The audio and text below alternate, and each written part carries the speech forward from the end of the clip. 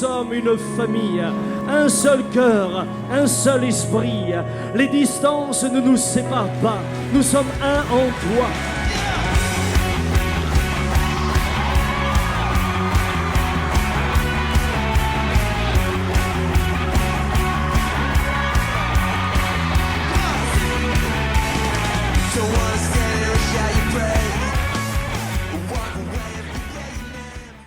Lorsque les gens me disent, moi, j'ai pas besoin d'église, je peux vivre tout seul, je me dis deux choses. Un, ils ont des problèmes de discipline, parce que c'est souvent ça. Au nom de leur spiritualité, ils veulent faire surtout ce qu'ils veulent, comme ils ont envie. Deuxième des choses, ils n'ont pas compris ce qu'est l'église. Un lieu où Dieu manifeste sa présence. Vous savez, j'avais été frappé, par exemple, par les parents de Jésus qui amènent Jésus au temple. 8 jours après sa naissance pour sa circoncision. C'est au temple qu'il l'amène. Et de manière remarquable, nous le lisons dans Luc 2 au verset 25. Et voici, il y avait à Jérusalem un homme appelé Siméon. Cet homme était juste et pieux. Il attendait la consolation d'Israël et l'Esprit Saint était sur lui. Il avait été divinement averti par le Saint-Esprit qu'il ne mourrait point avant d'avoir vu le Christ du Seigneur. Il vint au temple poussé par l'Esprit, et comme les parents apportaient le petit enfant Jésus pour accomplir à son égard ce qu'ordonnait la loi, il le reçut dans ses bras, bénit Dieu, et puis il commence à prophétiser sur lui. Au stade où son père et sa mère étaient dans l'admiration des choses qu'on disait de lui. Frères et sœurs, le Saint-Esprit n'a pas conduit Siméon à la crèche. Le Saint-Esprit a conduit Siméon dans le temple pour que dans le temple, il prophétise sur Christ. C'est dans le temple que le Saint-Esprit va parler aux parents et à leurs enfants. C'est pas ailleurs. Le Saint-Esprit n'a pas choisi de prendre Siméon et de lui dire « tu vas aller les voir en privé à Nazareth ». Non, non. Le Saint-Esprit va le pousser au temple parce que c'est dans la maison de Dieu que Dieu parlait. Et c'est là que les parents vont entendre des choses qui réjouiront leur cœur, d'autres qui seront des avertissements. Avant que l'Église ne soit née, les foules se réunissaient où? Autour de Jésus. C'est où Jésus se trouvait que les foules se rassemblaient. Et lorsque nous venons ici, nous venons nous rassembler autour du Seigneur. Mais nous venons aussi nous rassembler parce que nous sommes une famille. Et j'étais encouragé ce matin par votre témoignage, famille Moret. Parce que la famille de Dieu, c'est pas seulement les Alléluia, Amen. C'est pas seulement je t'embrasse entre deux chaises et puis ensuite bye bye. C'est quand je suis dans la difficulté, quand je suis dans la détresse, je peux aussi compter sur ma famille. Et je bénis Dieu et je remercie tous ceux qui ont été là pour soutenir la famille, pour être là. Bien-aimés, vous ne pouvez pas dire à Dieu, conduis-moi par ton esprit si vous négligez l'église, vous ne pouvez pas. Évidemment que vous avez besoin d'une église où il y a la vie. Évidemment que vous avez besoin d'une église où l'esprit agit. Évidemment, lorsque je parle d'église, je parle d'un lieu qui soit conforme aux Écritures, qui soit conforme à ce que Dieu attend. Mais vous et nous en avons besoin. Alors je parle là à des convaincus puisque vous y êtes. Mais il y a parfois tous ceux qui, au nom d'un confort personnel, s'imaginent qu'ils peuvent être conduits sans l'église. L'église est un lieu d'apprentissage. L'Esprit vous y conduit.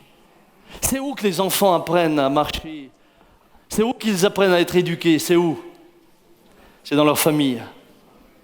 J'ai ma petite Lisa dans la famille Marvan, c'est la dernière.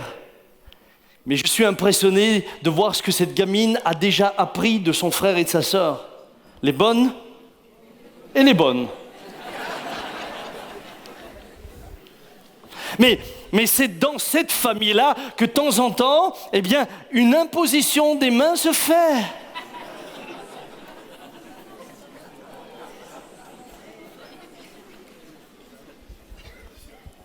C'est dans cette famille-là que de temps en temps, une sanction est prononcée.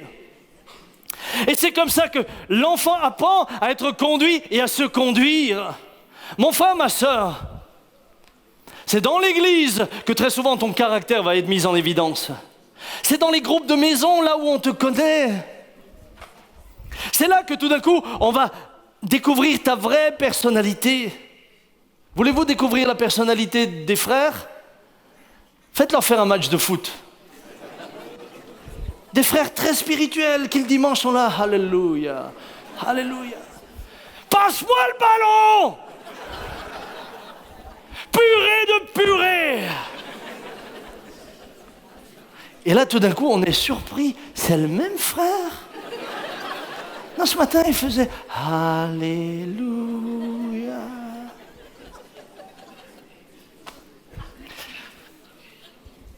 Le Saint-Esprit vous conduit à vous découvrir également vous-même au travers de la relation avec les autres.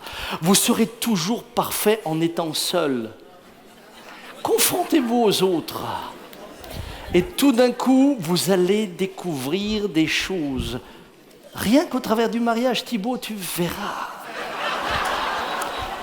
Il y a des choses insoupçonnées en nous qui tout d'un coup remontent.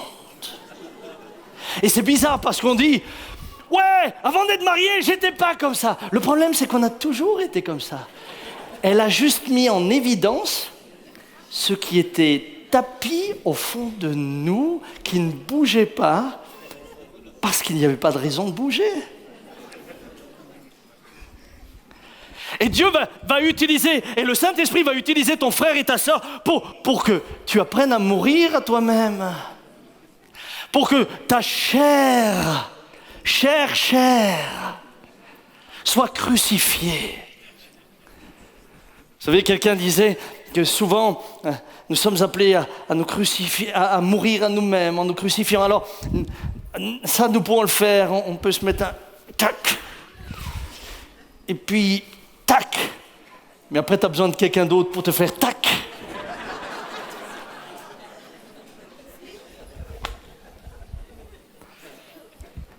Et alors, qu'est-ce qu'on fait? Ah, je suis déçu, cette église me déçoit. Les frères m'ont blessé. Les frères m'ont humilié. Je quitte l'église. Tu es en train de rater ton examen. Reviens. Laisse-toi changer. Parce que le Saint-Esprit t'y conduit. Parce que le Saint-Esprit veut te montrer, mais toi aussi tu es jaloux. Toi aussi tu te disputes. Donc tu marches encore selon la chair. C'est fou le nombre de gens qui me disent qu'ils marchent par l'esprit alors qu'ils sont seuls chez eux à la maison. Ah oui, vous marchez par l'esprit, pas de problème. Il n'y a personne pour vous contrarier. Venez. Venez ici. On va vous aider.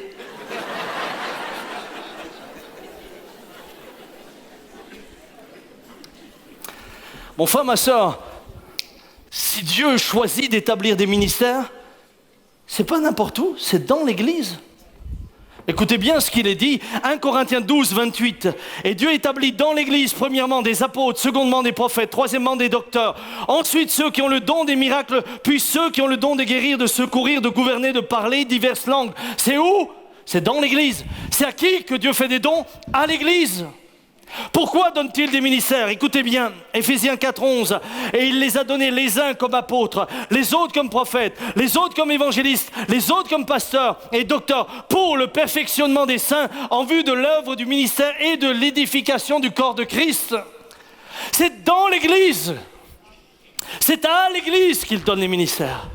Pour que dans l'Église, toi, tu reçoives également de la part de ces ministères des paroles de Dieu. Je souhaite que ce matin, cette prédication soit pour toi une manière que le Saint-Esprit va employer pour te conduire, pour t'interpeller, pour te diriger, pour te corriger s'il le faut. Mais je prie pour cela. Nous ne prêchons pas parce que c'est l'heure de la prédication, nous ne prêchons pas pour la gloire, nous prêchons parce que nous croyons que c'est la parole de Dieu. C'est dans l'Église que Dieu donne des prophètes. Vous ne savez pas le nombre de fois où j'ai été conduit par l'Église, dans l'Église. Le nombre de fois où j'ai reçu des paroles ici, à ce micro. Le nombre de fois où des paroles prophétiques sont venues et m'ont permis de ressortir de ce lieu en disant « Ok Seigneur, j'ai compris, je sais quelle est la direction à prendre. » Mais le nombre de fois également où j'étais assis ici et où un des serviteurs prêchait, et au moment où il prêchait, sans le savoir, il me donnait des réponses et des lignes à suivre. L'Église est pour moi un moyen extraordinaire par lequel le Saint-Esprit me conduit. Et je suis heureux de faire partie d'une Église comme celle-ci. Et je suis heureux d'être édifié, d'être conduit. Je suis heureux de recevoir de la part de Dieu les paroles dont j'ai besoin. Bien-aimés, non, le Saint-Esprit, ce n'est pas une voix qui est juste là pour vous dire droite, gauche, tout droit. Non, non. Le Saint-Esprit vous conduira dans l'Église et par l'Église. Autant qu'il le fait par la parole chez vous et par la prière dans le secret. Et puis, le Saint-Esprit vous conduit par les dons spirituels. C'est mon troisième point. 1 Corinthiens, chapitre 12, il y a diversité de dons, mais le même esprit. Et voyez-vous, c'est important que les dons spirituels soient exercés également dans le cadre de l'Église. C'est important que nous fassions attention à ne pas laisser finalement se faire n'importe quoi, n'importe comment. C'est fou aujourd'hui ce qu'il y a des gens qui circulent dans les maisons pour donner des prophéties à droite, à gauche, devant et derrière. Mais on ne les entend pas dans l'Église. Faites attention à tous ceux qui exerceraient des dons et qui finalement ne le font pas en étant soumis également au ministère. Aujourd'hui, il y a une telle soif d'entendre des choses à venir, d'entendre des paroles prophétiques. J'ai parfois l'impression que les chrétiens poursuivent les prophètes comme avant, ils poursuivaient la voyante. Vous annoncez un ministère prophétique qui vient, la salle est pleine parce que tout le monde veut une prophétie. Mon frère, ma sœur, oui, Dieu parle par des paroles de connaissance, Dieu parle par des paroles prophétiques. Et parfois, même des serviteurs qui peuvent avoir des paroles prophétiques authentiques peuvent faire des erreurs. C'est pour cela que l'apôtre Paul dit « éprouvez toutes choses. Retenez ce qui est bon. » Dieu veut nous parler. Dieu veut nous parler au travers des dons. Je ne voudrais pas m'étendre sur les dons parce que j'ai fait toute une série en décrivant tous les dons. Mais j'aimerais simplement vous laisser quelques repères lorsque vous recevez une parole pour que vous puissiez discerner. Tout d'abord, quand on vous donne une parole, le message doit être en accord complet avec la parole de Dieu. Je me souviens un jour, un homme est venu prophétiser au micro. Il disait « Je veux que vous soyez les premiers comme Alain Prost ». Et l'autre, il avait une course le lendemain, je me suis dit, pourvu qu'il gagne. Vous pouvez déjà oublier une telle parole. Je veux que vous soyez les premiers comme Alain Prost. Pourquoi pas les meilleurs comme Zidane? D'ailleurs, plus tard, quand j'ai repris cet homme, puisque cet homme a voulu commencer à nous manipuler par le don prophétique, il avait eu des paroles prophétiques justes, très exactes, précises. J'ai même été au bénéfice, puisque l'un de mes fils a été guéri suite à une de ces paroles-là. Donc je sais. Mais au bout d'un moment, fort de son aura, fort de l'espèce d'admiration que les gens commençaient à avoir à cause du don qu'il exerçait, il va essayer de manipuler le don pour nous faire faire ce que lui voulait. Et un dimanche matin, quand tout était terminé, je l'ai pris à part. Je lui ai dit, je voudrais te parler. Et là, il me dit, je sais de quoi tu veux me parler. Il s'est mis en colère. Et il dit, puisque c'est comme ça, à cette époque-là, on devait changer de salle.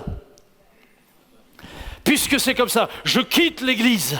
Et Dieu m'avait montré où vous deviez aller, mais je ne vous le dirai pas. Alors je lui ai dit, au revoir, on fera sans toi. Et il est parti. Et Dieu nous a dirigés là où lui le voulait.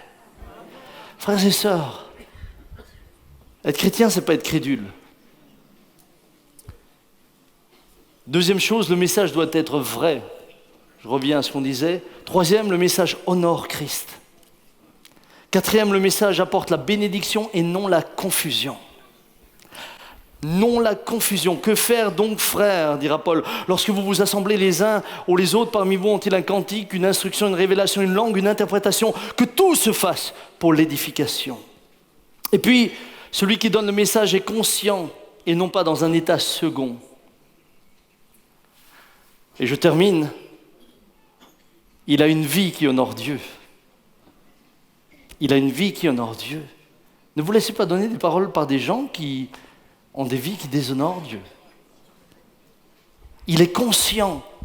Vous savez, aujourd'hui, on a le sentiment que plus il y a d'émotions, plus c'est spirituel. J'ai une parole pour toi. J'ai une parole. Ouh! Ouh! Parole de l'Éternel. Émane à la Kumtruk. Donc j'ai Elsace. J'ai les cigognes.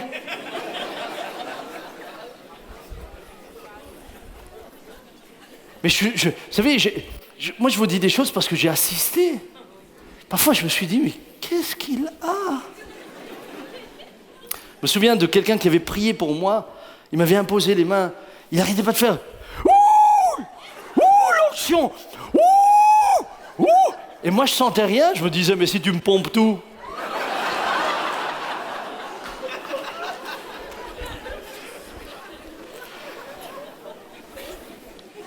Ne vous laissez pas impressionner. Dieu est un Dieu sérieux, il ne fait pas de théâtre. Maintenant, si quelqu'un, et je me souviens la première fois que j'ai eu une parole prophétique, Dieu est vraiment venu me secouer. Mais il ne me secouait pas pour que les autres voient que je sois secoué, il me secouait pour que je sache que c'est lui qui voulait m'utiliser pour parler. Alors je ne ferme pas la porte au fait que Dieu peut faire une fois quelque chose de particulier. Mais attention. Ne vous laissez pas tromper.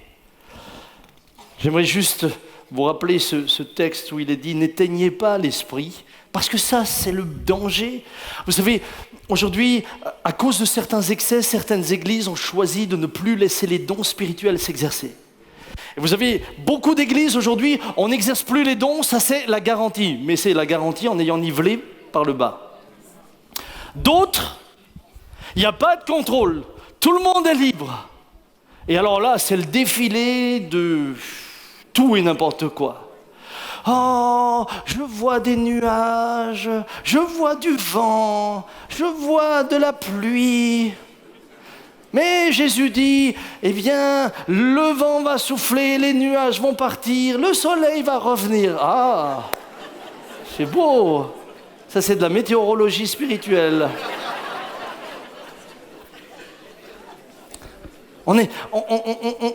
On se retrouve à avoir ou bien des personnes qui disent « J'ai le sentiment, j'ai l'impression que j'ai... » Attendez, est-ce que Dieu parle, oui ou non?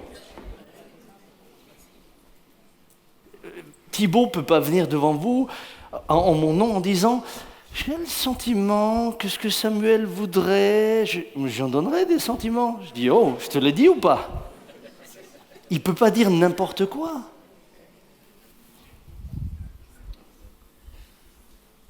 Pour éviter cela, on a donc fermé la porte à l'exercice des dons.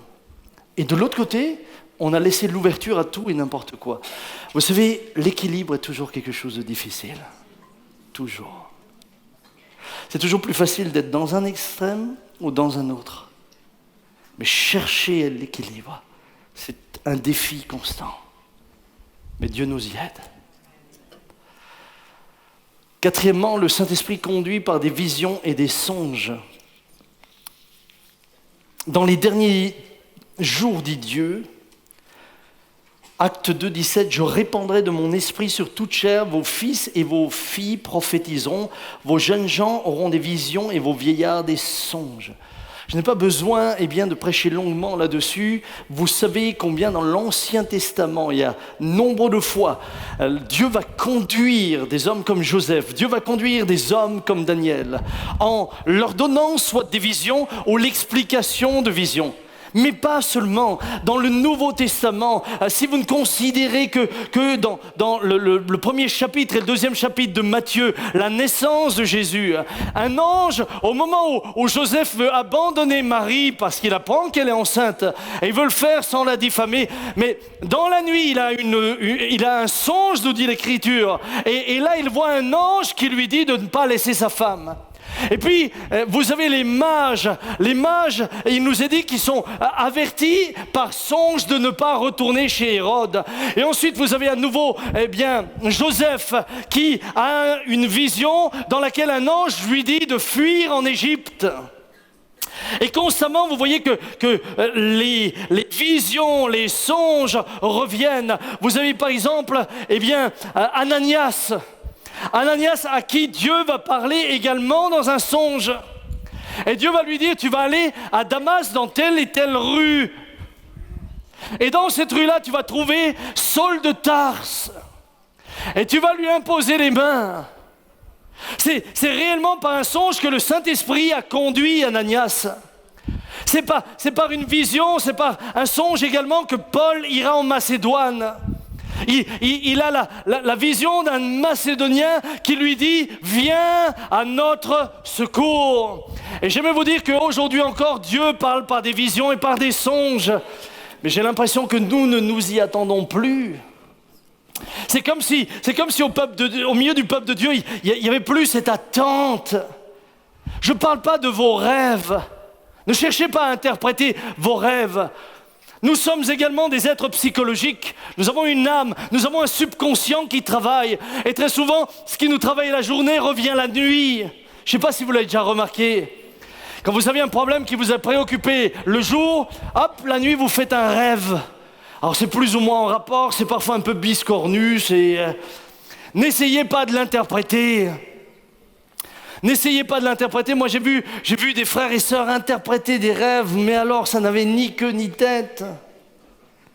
Mais ils en tiraient des leçons incroyables. Vous savez, c'est comme ce paysan, je vous l'avais déjà dit un jour, ce paysan qui, matin, il se réveille, il dit à sa femme, on est appelé en mission. Elle dit, ah bon? C'était à l'époque où il y avait les moutons tremblants et les vaches folles.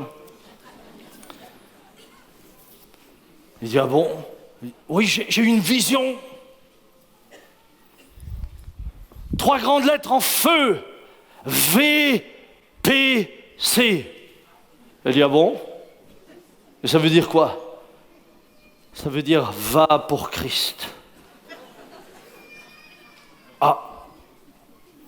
Alors, l'épouse étant soumise, elle dit, bon, t'es sûr? Il dit, j'en ai marre de la ferme. Va pour Christ, ça c'est notre appel. Donc ils ont vendu vaches folles, cochons tremblants, tout ce que vous voulez, enfin moutons tremblants et compagnie.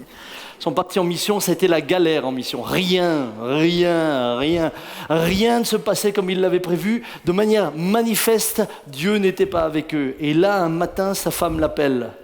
Albert, come donna. C'est quoi ta vision? Il dit VPC. Elle dit, tu veux que je te donne l'explication, moi? Il dit, pourquoi tu as une révélation? Elle dit, oui, j'ai une révélation. VPC comme va planter tes choux?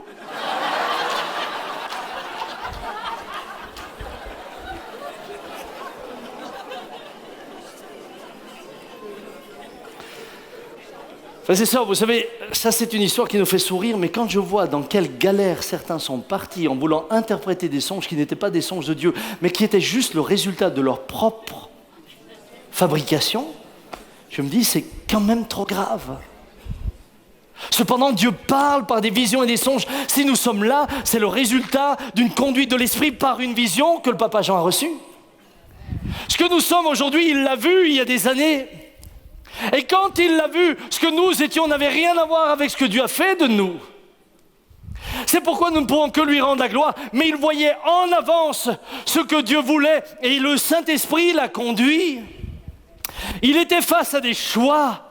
Et face à ces choix, il va prier et il reçoit une vision. Et la vision lui a donné la direction. Le Saint-Esprit parle aujourd'hui encore par des visions. Quand vous étiez à Tannes, il cherchait dans la petite ville de Tannes une salle.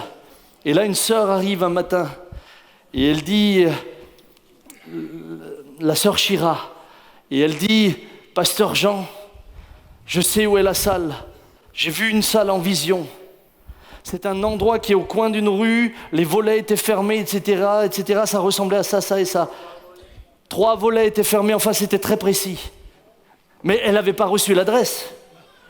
Et là, ils ont circulé et tout d'un coup, ils sont arrivés exactement sur le bâtiment. Les 3 volets fermés, tout ce que le Seigneur lui avait montré dans la nuit, et c'est devenu notre salle de culte là-bas. Dieu parle. Qui s'attend à recevoir des visions et des songes? Qui s'attend? Qui le soir va se coucher en disant Seigneur, Seigneur, parle-moi. Et je termine.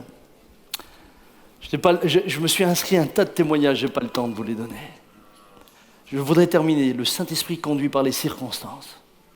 Est-ce que vous savez que Dieu conduit par les circonstances? Dieu, je ne sais pas si je vous l'avais dit ici, je sais que je l'ai dit à quelque part, je ne sais plus si je l'avais dit ici. Quand je suis rentré du Maroc, dernièrement, j'arrive à l'aéroport et c'est mon fils, Michael, qui vient me chercher. Il est venu me chercher avec ma voiture. Et puis en partant, comme je voyais ça lui faisait plaisir de la conduire, je lui dis, conduis-la. Et puis nous arrivons sur l'autoroute. Et au moment où nous arrivons sur l'autoroute, je lui dis, hey, gars, on n'est pas sur une départementale, il faut accélérer. Et il me dit, je voudrais bien. J'accélère, elle n'accélère plus. Donc on était là, sur l'autoroute, et puis il y avait une sortie tout proche. Je lui dis, sors là, prends la sortie. En général, quand il vous arrive un truc comme ça, vous êtes contrarié. Qui se réjouit d'avoir sa voiture en panne? C'est rare. Peut-être qu'il y a quelqu'un qui dit « Ouais, super, je pourrais faire de la mécanique, mais si moi je fais de la mécanique, c'est dramatique. » Et donc, on prend la sortie, et en prenant la sortie, je lui dis « Écoute, on est à quelques centaines de mètres de chez un frère, on va se garer là-bas, et puis on va regarder, on va faire notre business là-bas. Comme ça, on est tranquille. » Et j'arrive devant la maison de ce frère, et ce frère, qui est malade, atteint d'un cancer, était dehors, dans le soleil. Et au moment où il me voit, il me dit « Samuel, merci de venir me visiter. » Vous savez, quand vous rentrez d'un voyage, moi j'étais debout depuis 3h30, je n'avais pas prévu d'aller, je ne voulais pas aller faire une visite. Et comme il était assis là, je lui dis pas de problème, viens, on a parlé ensemble, il nous a partagé, et puis il dit, tu te rends compte, je suis opéré demain matin. Et nous venions d'arriver. Et là j'ai pu dire à mon fils, viens, on prie pour le frère. On a pris le temps de prier, puis quand on a eu terminé de prier, je dis, bon, maintenant, je vais repartir. Nous montons dans la voiture. Plus jamais la voiture n'a eu un seul problème. Jamais. Jamais.